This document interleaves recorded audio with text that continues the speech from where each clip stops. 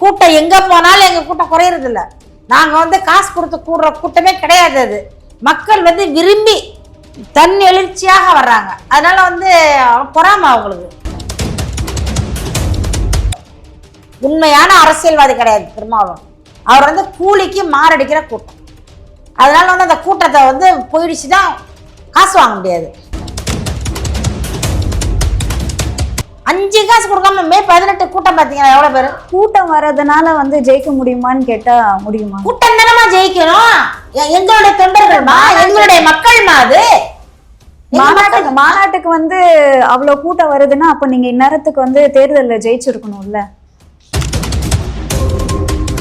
கட்டாயமா 26ல வெற்றி அடையிறது உறுதிமா. பாருங்க, வெற்றி அடையலாம் கவலைப்படலாமா. ஆனா தனிச்சு நிக்கிறோம், தனிச்சு நாங்க நிக்கிறோம், வெற்றி பெறோம். அது அவதூறு அவதூறு அவதூறு அவதூறை கையில் எடுத்துதான் ஆட்சி பண்ணிக்கிட்டு இருக்கு திமுக.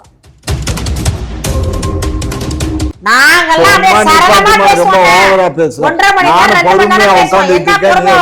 என்ன பேசுறேன் ஐயா, உங்களோட தவறு இருக்கியா, நீங்க பொறுமையாதான் உட்கார்ந்து ஆகணும்.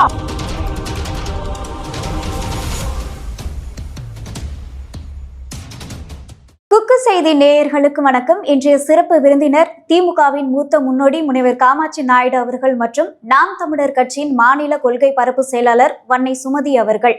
வணக்கம், எப்படி இருக்கீங்க ரெண்டு பேரும்? இப்போ 2026 சட்டமன்ற தேர்தலுக்கு அப்புறம் நாம் தமிழர் கட்சி காணாம போயிடும் அப்படின்னு சொல்லி நிறைய பேர் சொல்றாங்க. இது எப்படி பாக்குறீங்க? அது வந்து காலங்காலமா சொல்லிட்டு தானே இருக்காங்க. காணாம போறவங்க சொல்றாங்க, காணாம போனவங்க சொல்றாங்க. காணாம போறவங்கன்னா யார சொல்றீங்க நீங்க?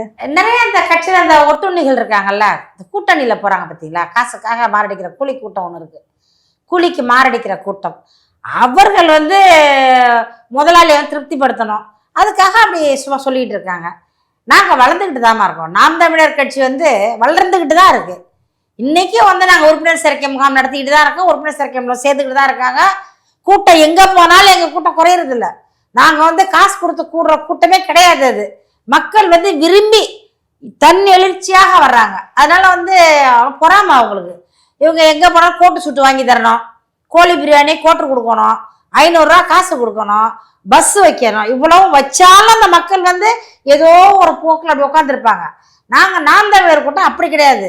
அப்படியே இன உணர்வோட நிக்கிறோம். நாங்க உணர்ச்சியோட இந்த நாட்டை அப்படியே காப்பாற்றணும், இந்த அயோக்கியர்கிட்ட நாட்டை காப்பாற்றணும், திருடர்கள் நாட்டை காப்பாற்றணும்னு வந்து எங்க அண்ணன் துடிக்கிறாரு. அப்ப இவரை பார்த்தா வந்து பயம். அந்த பயத்தின் வெளிப்பாடு தான் வந்து என்ன சொல்றதுன்னு தெரியாம எதையாச்சும் ஓடிட்டு அழைதாங்க. பைத்தியம் அதெல்லாம். பயம்னு சொல்றீங்க, யாரு உங்களை பார்த்து பயப்படுறா? அப்படி திருமாவளவன் இன்னும் கைக்கூலிகள். திருமாவளவன் தான் ரொம்ப பேசுறாரு. திருமாவளவனுக்கு என்னன்னா, இப்ப எங்க அவங்கள்ட்ட இருக்க இளைஞர்கள்லாம் எங்கள்கிட்ட வர ஆரம்பிச்சுட்டாங்க. அவர் வண்டவாளம் தண்டவாளம் ஏறி போச்சு, அவரோட ஒன்றும் செயல்படாத ஒரு தலைவர்னு தெரிஞ்சு போச்சு. இளைஞர்களை வந்து நல்வழிப்படுத்தலை, ஒரு தீய சக்தியா இருந்து அந்த பிள்ளைங்களெல்லாம் கெட்ட வழியில கொண்டு போறாரு. அவர்களை வந்து சொல்றாரு, ஒருத்தருக்கு 10 வழக்குகள் வாங்குன்னு சொல்றாரு. எந்த தலைவனாச்சும் ஒரு தொண்டர்களை பார்த்து தன் தம்பிகளை பார்த்து சொல்லுவாங்களா? இப்ப நம்ம அம்மா அப்பா சொல்லுவோமா பிள்ளைய பார்த்து, நீ ஒன்று காலேஜுக்கு போற, நீ காலேஜ் முடிக்கிறதுல 10 வழக்கு ஒரு மேல இருக்கணும் அப்படின்னு சொன்னா அவங்க உண்மையான தாய் தகப்பனா, உண்மையான ஆசிரியராக இருக்க முடியுமா? ஒரு நல்ல தலைவனாக இருக்க முடியுமா? அப்ப திருமாவளவன் வந்த பிள்ளைங்களை எங்க கொண்டு போறாரு? சண்டை போடு, வெட்டு, வழக்கு வாங்கு அப்படின்னா அப்போ நல்ல தலைவர் கிடையாது. அவருக்கு தேவை வந்து கிரௌடு, தலையை எண்ணணும், மொத்தமா போய் உள்ள போயிட்டு காசு வாங்கணும். ஸ்டாலின் இப்ப கூட்டணி பேரம் நடந்துகிட்டு இருக்கு, அதுக்காக சும்மா சீன் போட்டு அலைகிறாரு. அவர் உண்மையான அரசியல்வாதி கிடையாது திருமாவளவன். அவர் வந்து கூலிக்கு மாரடிக்கிற கூட்டம். அதனால வந்து அந்த கூட்டத்தை வந்து போயிடுச்சுதான் காசு வாங்க முடியாது. இப்ப யார்கிட்ட கூட்டணி தெரியாது. ஒரு தடவை திமுகவில் இருப்பாரு, ஒரு தடவை அண்ணா திமுகவோட இருப்பாரு. இப்ப பிஜேபிக்கு போறாருன்னு கேள்விப்பட்டோம், தெரியல. யாரு சொன்னா அப்படி? பிஜேபி எல்லாம் மக்கள் தான், மக்களோட கருத்து கணிப்பு தானம்மா. இப்ப எங்களை பத்தி பேசுறது மக்கள் தான், யாரோ ஒருத்தர். இப்ப அங்க வந்து அவர் செயல்பாடு சரியில்லை, அவருக்கு மரியாதை கிடையாது. திருமாவளவனுக்கு வந்து நல்ல ஒரு அங்கீகாரம் கிடையாது. அவருக்குன்னு ஒரு 5 சீட்டு 10 சீட்டு கிடையாது. இவர் வந்து நான் 5 லட்சம் பேரை வச்சிருக்கேன், 10 லட்சம் பேர் சொல்றாரு. ஆனா இவர் கூட்டத்துக்கு வர்றவங்களாம் திமுக கூட்டணி எல்லாரும் தான் வர்றாங்க. திருமாவளவன் கட்சியோட சேர்ந்தவங்க மட்டும் கிடையாது அவர்களெல்லாம். இவர்கள்லாம் 200 ரூபா 500 500 ஊபிஸ் 200 ஊபிஸ் கோட்ரு கோழி பிரியாணிக்கு வர்ற கூட்டம் தான் அது. இருந்தாலும் இவர் என்ன சொல்றாருன்னா இவர்களெல்லாம் என்னுடைய தம்பிகள். அவருக்கு எப்படி செல்வாக்கு இல்லைன்றீங்க? அவர் வந்து 4 எம்எல்ஏ வச்சிருக்காரு, 2 எம்பி இருக்காங்க அவங்களோட கட்சியில. ஸோ அதனாலதான் அது அங்கீகரிக்கப்பட்ட கட்சியாவே வந்து ஆயிருக்கு. அவருக்கு எப்படி பவர் இல்லை? இப்ப பாருங்க 2026 எத்தனை சீட்டு கொடுப்பாங்கன்னு பாருங்க, என்ன செயல்படுறாங்கன்னு பாருங்கம்மா. நான் வந்து 10 பேர் இருக்கிறேன்னு தோலை தூக்கிட்டு வரலாம், என்ன செய்யறோம், செயல்பாடு என்ன? அப்ப நாம் தமிழர் கட்சி என்ன பண்ணிருக்காங்க? நாங்க வந்து இன்னைக்கு பிள்ளைங்க நல்வழிப்படுத்தி ஒழுக்கமா கொண்டு வருவோம். மது குடிக்க கூடாது, புகையா இருந்த கூடாது, பெண்களை இழிவா பார்க்க கூடாது, தேவையில்லாத பிரச்சனை சண்டை வம்பு கொலை வெட்டு இதுக்கெல்லாம் போக கூடாது. நாம் தமிழர் வந்து ஒரு உதாரணமா இருக்கணும்னு எங்க அண்ணன் சொல்லி சொல்லி வளர்க்கிறாரு. இது பெண்கள் நல்வழி நடத்துறோம் அப்படின்னா, அதான் சீமான் அவர்களுக்கு கொஞ்ச நாளைக்கு முன்னாடி ஒரு பெண்மணி வந்து என்ன ஏமாத்திட்டாருன்னு சொல்லி கேஸ் போட்டிருக்காங்க. ஆமான்னு அவரும் வந்து ஒத்துக்கிட்டாரு. அப்படி இருக்க ஒரு ஆள் வந்து எப்படி மத்தவங்களை மட்டும் பெண்களை இழிவா பார்க்காதீங்க அப்படின்னு சொல்றதுக்கு மட்டும் அவர் இழிவா பார்க்கலமா. இப்ப நீங்கள் இருக்கீங்க, நான் இருக்கேன், அண்ணன் இருக்காரு, 3 பேர் பேசிக்கிட்டு இருக்கோம். பேசிக்கிட்டு எவனா ஒருத்தன் போட்டோ எடுத்து 2 பேரும் எதிர்க்க உட்காந்தாங்க, 2 பேருக்கு லவ்னு சொன்னா ஏத்துக்குவீங்களா? நீங்க செருப்ப கட்டி அடிப்பீங்கல்ல, அண்ணன் அடிப்பார்ல. அதே போலதான் இவர் ஒரு நடிகர், ஒரு டைரக்டர். அப்போ ஒரு டைரக்டரை பாக்குறது எல்லா நடிகையும் வருவாங்க. எங்க ஒரு டைலாக் பேசுனா பேசுங்க மாமா, சொல்லு மாமாம்பாங்க, அத்தான் சொல்லத்தான்பாங்க. அத்தான்னா உங்களை தான் சொன்ன அர்த்தம் கிடையாது. அவ வந்து காசுக்காக அவ வந்து திமுகவின் அடிவரடி, அவளுக்கு வருமானம் கிடையாது. அவ வந்து மினிக்கி, மேனா மினிக்கி. அவளுக்கு வந்து உழைக்காமே சாப்பிடணும். உழைக்காம யார் திமுக கூட்டம் சாப்பாடு போட்டுக்கிட்டு இருக்கு. இன்னைக்கு போய் திமுக காரங்க தான் பார்த்துட்டு வர்றாங்க. போய் எல்லாரும் முத்தார் தான் வந்து புரோக்கரோட பார்த்துட்டு இருக்காரு, அவர் தான் பாக்குறது. எல்லாம் அவர்களோட அடிவரடி தான். திமுக என்னன்னா உட்காந்துக்கிட்டு வந்து காசு அடிப்பாங்க, அடிச்சு நீ இதை பாரு, அவங்கள அவமானப்படுத்து. எதை என்ன வார்த்தை சொன்னா நீங்க தலையை குனியணும்னு அவங்களுக்கு தெரியும், நமக்கும் தெரியும். யாரோட என்ன சொன்னாக்கா அவங்க வெக்கப்படணுமோ அதை சொல்லி அவர் அவமானம். நாங்க நம்புறோம்மா எங்க அண்ணனை.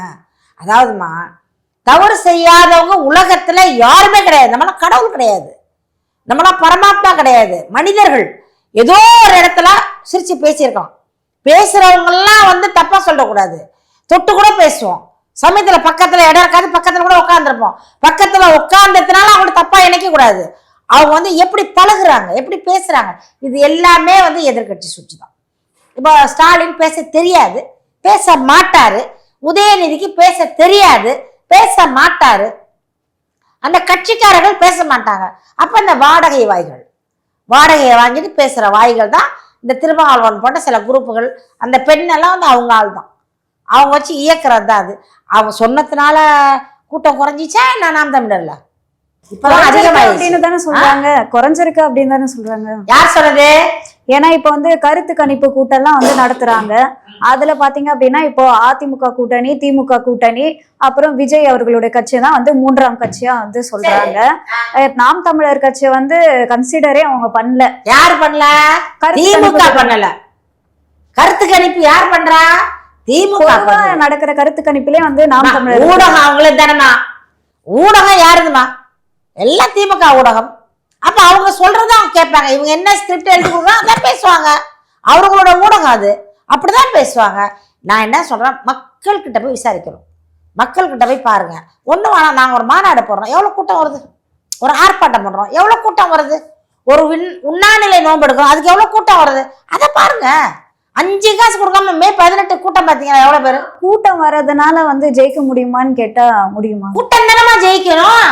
எங்களுடைய தொண்டர்கள்மா, எங்களுடைய மக்கள்மா. அது மாநாட்டுக்கு வந்து அவ்வளவு கூட்டம் வருதுன்னா அப்ப நீங்க இந்நேரத்துக்கு வந்து தேர்தலில் ஜெயிச்சிருக்கணும்ல. நாங்க வந்து அவங்க வந்து கூட்டணி வேணா, கூட்டணி தனிச்சு நிக்கிறோம். நீங்க அதை ஃபர்ஸ்ட் பார்க்கணும். நாங்க தனிச்சு நிக்கிறோம், எங்களோட கூட்டம் பலத்தை காட்டுறோம். அதே போல நீங்க தனிச்சவங்கள பலத்தை காட்டுங்க பார்ப்போம். அதிமுக ஆகட்டும், திமுக ஆகட்டும், பிஜேபி ஆகட்டும், தனிச்சு கூட்டத்தை காட்டுங்க. எங்க கூட்டத்துக்கு மேல ஒரு தலை கூடம் தான் காட்டுங்க. உங்க கட்சியில 9 கட்சி கூட்டணி, 13 கட்சி கூட்டணி உங்கள்கிட்ட இருக்கு. 13 கட்சி ஆளு, இவ்வளோ பேர் இல்லாம வீடு விடவே கெஞ்சிருங்க. ஆமா அம்மா, ஒரு அம்மா சொல்லுது அன்னைக்கு, ஏம்மா இங்க வந்து ரோட் ஷோல உட்காந்துருக்காரு கேட்கறாங்க. ஒரு அம்மா சொல்லுது, கலைஞர் வர்றாராம். அப்ப அந்த அம்மாவுக்கு வந்து கருணாநிதி செத்தது கூட தெரியாம ஒரு அம்மா தமிழ்நாட்டை வாழுது. அப்ப அந்த அம்மா சொல்லுது, கலைஞர் வர்றாருன்னு வந்து உட்காந்துருக்காங்க. கருணாநிதி வர்றாரு. எங்க இருந்து வர்றாரு கருணாநிதி? மெரினா பீச்சில் இருந்தா. அப்போ வந்து அந்த மக்கள் எவ்வளோ ஒரு ஒன்றும் தெரியாம இருக்காங்க. இவர்களை ஏமாத்துறாங்க. எதுக்கு வந்து 200 ரூபா கொடுத்தாங்க. ஏற்கனவே 3000 பேர் திமுகவில் சேர்த்தானோ அதை பீத்திக்கிட்டான். நான் தான் சேர்த்தான் 3000 பேரை கேட்டால் சொல்றாங்க இல்லைங்க இது எதுக்குன்னு தெரியல, கூப்பிட்டாங்க வந்தோம், என்னமோ சாப்பாடு போடுறாங்களாம் வந்தோம், 500 ரூபா கொடுத்தாங்க. இப்படிதான் மக்கள் சொன்னார்களே ஒழிய திராவிட கட்சிக்காக வந்தோம், ஸ்டாலினை பார்க்க வந்தோம், இந்த கொள்கையை பிடித்து வந்தோம் சொல்றாங்களா? ஒருத்தர் சொல்ல மாட்டாங்க. எங்க நாம் தமிழர்ல போய் கேளுங்க. சீமான் தான், சீமானை பார்க்க வந்தோம், சீமான் கருத்துக்களை கேட்க வந்தோம், இவர் பேச்சை கேட்க வந்தோம்னா சொல்லுவாங்களே ஒழிய நாங்க வந்து பிரியாணி சாப்பிட வந்தோம், கோட்டருக்கு வந்தோம், கோழி பிரியாணி கிடையாது.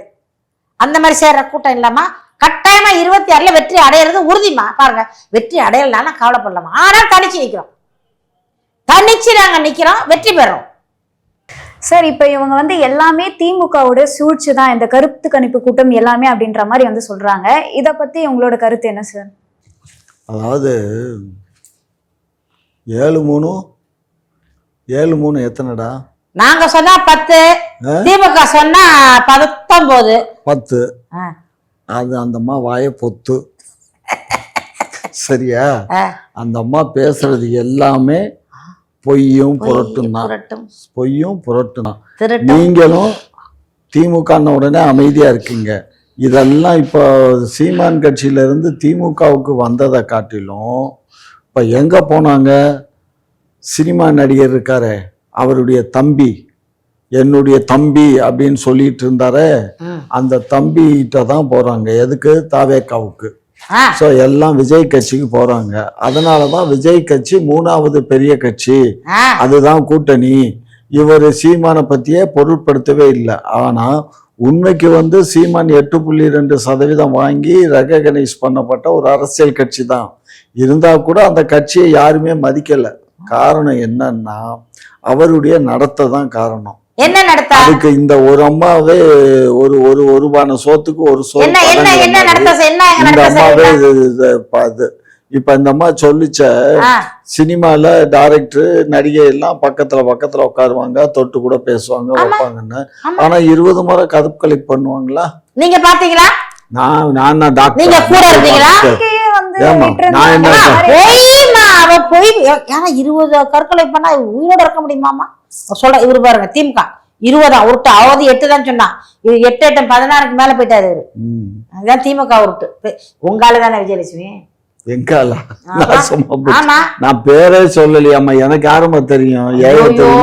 இப்படிதான் நடிப்பாங்க.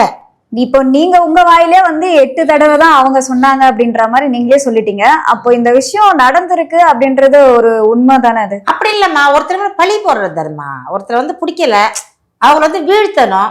அந்த வீழ்த்தறதுக்கு வந்து என்ன செய்யலாம்? பெண்கள் கூட்டம் அதிகமா இருக்கு, குடும்பமா வர்றாங்க நாம் தமிழர்ல.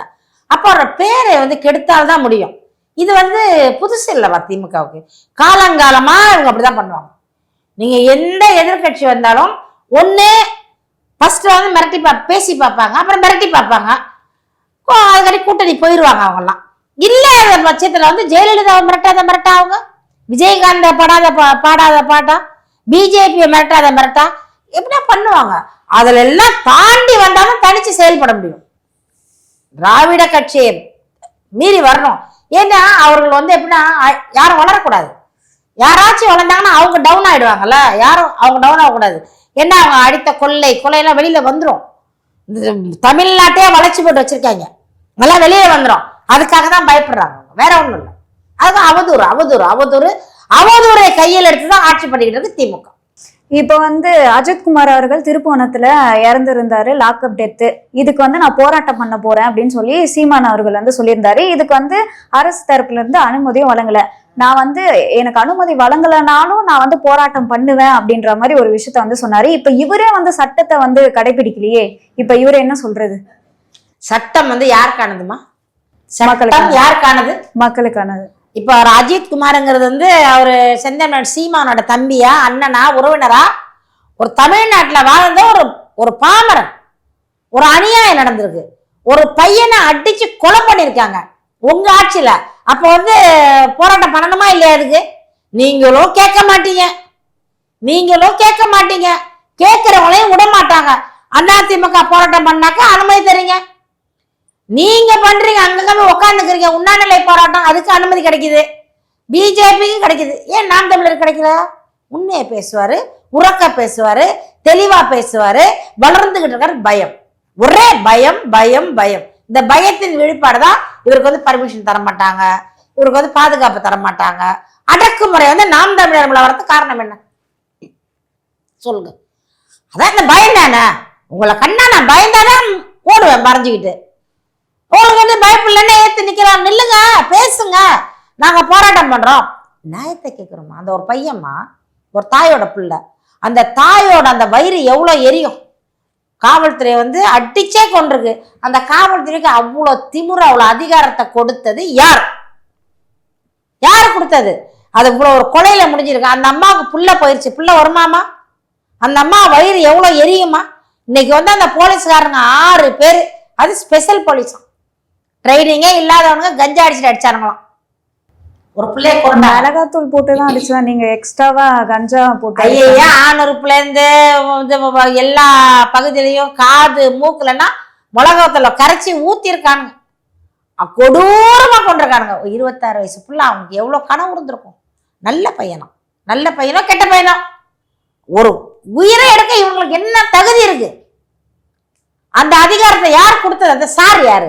நாங்களே தொடர்ச்சியா கேட்க, ஒரு நிகழ்ச்சி ஒரு சார், ஒரு மேடம் ஒருத்தி வந்தா, அவன் வந்து யாரோ சார் கிட்ட போன் அடிச்சிருக்கா, அவன் ஓடி ஒளிஞ்சுக்கிட்டு இருக்கா. பாதுகாக்கிறது யாரு? பிடிச்சி குற்றவாளியை உள்ள வைங்க.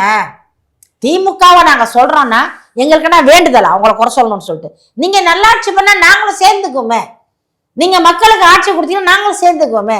நீங்க துரோக ஆட்சி தானே பண்றீங்க. இன்னைக்கு வந்து 4.5 வருஷம் ஆச்சு ஸ்டாலின் வந்து, என்னமா நல்லது நடந்திருக்கு அந்த நாட்டுல? எங்களுக்கு வந்து ஆர்ப்பாட்டம் பண்றதுக்கு பர்மிஷன் இல்ல. ஒரு கொலகார போலீஸ், 6 போலீஸ், அவனுங்க பொண்டாட்டிங்க வந்து ரோட்ல உட்காந்து மறியல் பண்றாளுங்களா, அதுக்கு ஒரு பர்மிஷன் முதல்ல எப்படி காவல்துறை ஒத்துழைக்குது? அவ்வளவு தூரம் பேச விட்டு அந்த பொம்பளை பேசுது, யோ புருஷன் போயிட்டாரு உள்ள, யோ புள்ளைய எப்படி காப்பாத்துவேன்? அவளை நான் கேட்கிறேன், ஏண்டி ஒரு புள்ளைய காப்பாற்ற முடியாதுன்றிய, அந்த புள்ளைய உன் புருஷன் உயிரே எடுத்திருக்கானே, அவங்க அம்மாவுக்கு எவ்வளவு வயிறு எரியும்? வயிறு எரியல. ஒரு ஸ்பெஷல் போலீஸா, கழுத்துல செயினை பார்த்தீங்களா, அவளுக்கு 25 சவரம் இருக்கும் அந்த செயின். அப்ப அவன் வந்து லஞ்சம் ஊழல் எல்லாம் பண்ணிட்டு தான். அப்ப நகை போட்டாலே லஞ்சம் ஊழல் தான் வாங்குறதா அர்த்தமா? அவங்க சொந்த காசு அப்புறம் எங்க இருந்து வரும்? சொந்தக்காரங்க 25 செயின் போடுவாங்களா? இன்னும் மத்த பொம்பளைங்க பக்கத்துல உட்காந்துருக்கு பாருங்க, அதெல்லாம் வெறும் கயிறோட வந்திருக்கு. அது உஷாரா இருந்திருக்கு, அது உஷாரா எல்லாத்த கட்டி வெறும் கயிறோட வந்து உட்காந்துருக்கு. இந்த அம்மா வந்து பந்தா வந்து முன்னாடி உட்காந்து வாயை வேற வச்சுக்கிச்சு. என் புருஷனை விடுங்க, உன் புருஷன் கொலகாரனுக்கு வந்து வக்காலத்து வேணும் நடுரோட்டில் உட்காந்துருக்க, அவளுக்கு வந்து பாதுகாப்பு கொடுக்குது காவல்துறை. ஆனா நாங்க வந்து மக்களுக்காக போராடுறோம், எங்களுக்கு காவல்துறை வந்து அனுமதி கொடுக்கல. பரவாயில்ல, நீங்க எவ்வளவு நாளா ஆடுவீங்க, நீங்க ஆடுங்க. அண்ணா யூனிவர்சிட்டி அப்படிதான், அண்ணா யூனிவர்சிட்டி கேஸ்ல வந்து ஒரு பெண்ணை கெடுத்தாங்க, அதுக்கு ஆர்ப்பாட்டம் பண்ணும்போது எங்க அனுமதி எல்லாம் கைது பண்ணாங்க எல்லாரையும். இப்ப நாங்க கேட்கிறோம், அஜித்துக்கு பண்ணாங்க, நியாயத்தை கேட்போம், நாங்க உண்மைக்கு பேசுவோம், அப்படிதான் குரல் கொடுப்போம். தவறு நடந்து எந்த கட்சியா இருந்தாலும் பேசுவோமா? எங்க கட்சி நாளைக்கு வந்துச்சு, நீங்க பேசுங்க. ஆனா ஜெயலலிதா வந்து இவ்வளவு அராஜகம் பண்ணலாம், அம்மா வந்து இவ்வளவு தூரம் அராஜகம் பண்ணலாம். அந்த அம்மா ஓரளவுக்கு வந்து மனசாட்சியோடு நடந்துக்குவாங்க. இவ்வளவு வந்து அராஜகம். ஸ்டாலின் மொக்க பீஸ். ஸ்டாலின் வந்து முதலமைச்சருக்கு தகுதி இல்லாத ஒருத்தர், எதுக்குமே திறமை கிடையாது, பேச கிடையாது, திறமை கிடையாது, செயல்பாடு கிடையாது, யாரையும் தட்டி கேட்கறது கிடையாது, லஞ்சம் ஊழல் கொள்ளை.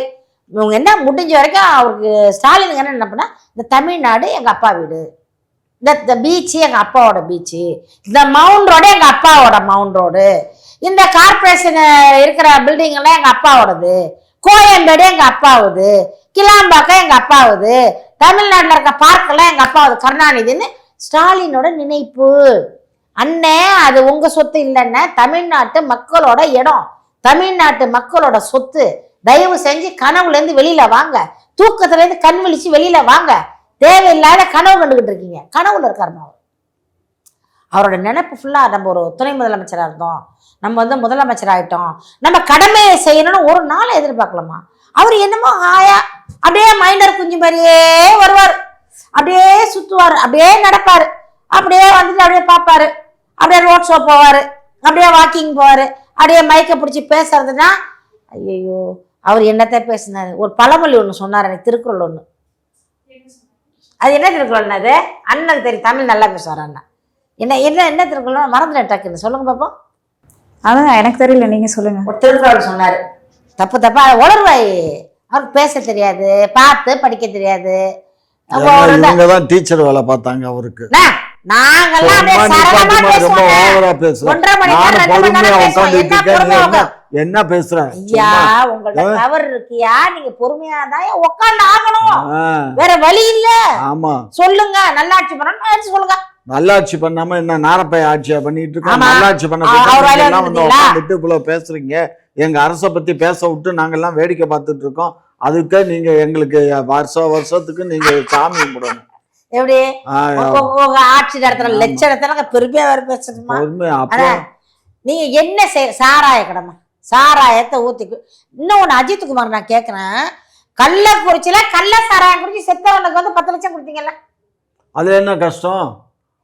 அஜித்குமாருக்கு 5 லட்சம் கொடுத்தீங்க. அவனுக்கு வேலை ஓட்டு கொடுத்துருக்கு. அவனுக்கு 60 கிலோமீட்டருக்கு அந்தாண்ட வேலை, ஏமா 80 கிலோமீட்டருக்கு அந்தாண்ட வீடு. இல்ல நான் கேக்குறேன், வேலை எல்லாம் உங்க வீட்டுக்குள்ளே வேலையா? தூரமா கொடுத்தாலும் நல்ல வேலையா கொடுங்க, நாங்க வேணாங்கிறோம். நீங்க இத்து போன வேலை அது அவன் கவர்மெண்ட் பண்ண மிகப்பெரிய தவறு. அவனுக்கு எந்த எண்ணத்துக்காக தான் கேஸ். யாரு கேட்டா வேலை? பாத்துக்கிட்ட யாரு கேட்டா பணம்? அந்த அம்மா கேட்டுச்சா? என் பிள்ளைக்கு வேலை ஒரு கேட்டுச்சா உங்கள்ட்ட? எங்களுக்கு வந்து 10 லட்சம் பணம் கேட்டு கேட்கல. அந்த அம்மா நீதி வேணும், குற்றவாளிக்கு வந்து தண்டனை கொடுக்கணும். சரிங்க, குற்றவாளி நீதிமன்றத்துல வழக்கு இருக்கு, நீதிபதி தண்டனை கொடுப்பாரு, அவங்க தண்டனை அனுபவிப்பாங்க. உங்களுக்கு இடையில காட்டுக்காரன் சும்மா இருந்தாலும் இந்த பூட்டை பிடிங்கி சும்மா இருக்க மாட்டான்னு ஒரு பழமொழி சொல்லுவாங்க. அது மாதிரி நீங்க இந்த சீமானெல்லாம் பூட்டை பிடிங்க, நீங்க சும்மாவே இருக்க மாட்டீங்க. எங்க அரச கழுவி ஊத்துறதான் உங்களுக்கு ராத்திரியும் ஊத்துற மாதிரி ஏன் நடந்துக்கிறீங்க? ஆமா, நாங்க நடந்துக்கிறோம். சாராயத்தை கொடுத்து கள்ள சாராயம் குடிச்சு சாவுறோம், அதுக்கு 40 லட்சம். தெருவுக்கு பார்த்தா சாராய கடை, பெண்கள் தாலி எடுத்துக்கிட்டு இருக்காங்க. திமுக ஆட்சி என்னமா செஞ்சிருக்காங்க? அம்மா உணவகம்னு ஒண்ணு இருந்துச்சு. இப்ப நான் வர்றேன், ஒரு கால் டாக்ஸியில வர்றேன், அவர் சொல்றாரு, ஐயோ காலில இருந்து பசிக்குது, அம்மா உணவகம் தான் ஒரு 2 இட்லியை தின்ட்டு வர்றான்றாரு. அதை எடுத்து மூட்டாங்க. அந்தம்மா நல்லா ஆட்சி பண்ணிச்சுமா, நல்லா ஆட்சி, மக்கள் நல்லா இருந்தாங்க. இந்த விதவைகளுக்கெல்லாம் பணம் கொடுத்தாங்க. அந்த அம்மா இந்த கன்சீவா இருந்தா அவங்களுக்கு அந்த குழந்தை பெக்கிற வரைக்கும் பணம் கொடுத்தாங்க. அந்த பெட்டங்கெல்லாம் கொடுத்தாங்க, எல்லாம் உதவியும் பண்ணாங்க. இவர் வந்தாரு, பூரா மூட்டாரு.